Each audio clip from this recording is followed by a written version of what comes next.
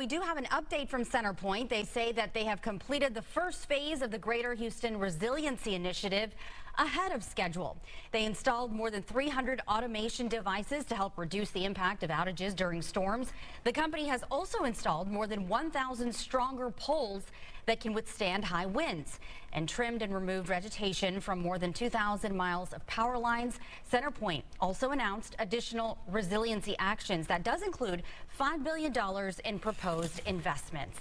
I'm now joined by Alyssia Oshodi, who is CenterPoint's Director of Communications, to talk about today's announcement. Thank you so much for joining us this evening.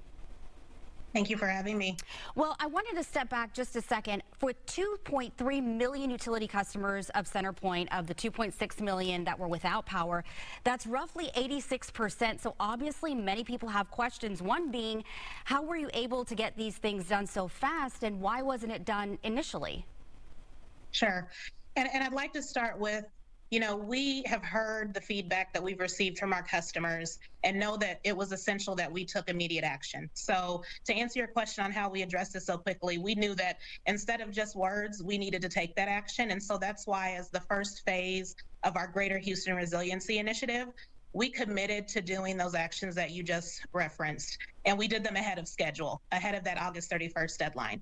So we heard our customers' frustrations, the frustrations that came from our elected officials and other stakeholders, and knew that we needed to act and act swiftly.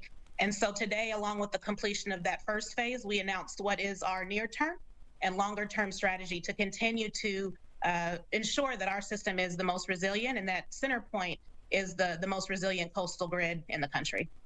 When you talk about the vegetation, also the high winds, that's something that is not new to Houston. So why were those poles replaced now to withstand high winds? I'll say that again, our actions are to continue to strengthen. So this was work that we began and increased the investments that we were making to address these concerns and make sure that we had a system that could withhold.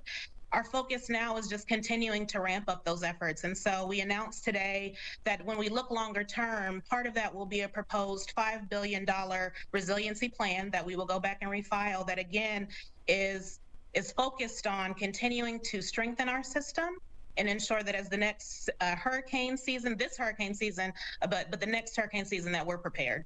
And you were talking about completing the first phase of the Greater Houston Resiliency Initiative ahead of schedule. So who made that schedule?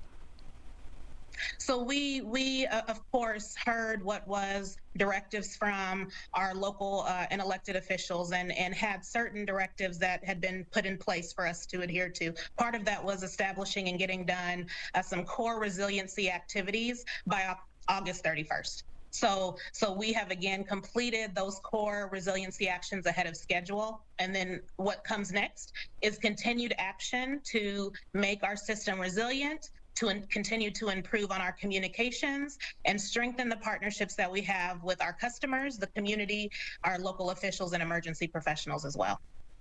All right. Thank you so much for your time. Thank you very much.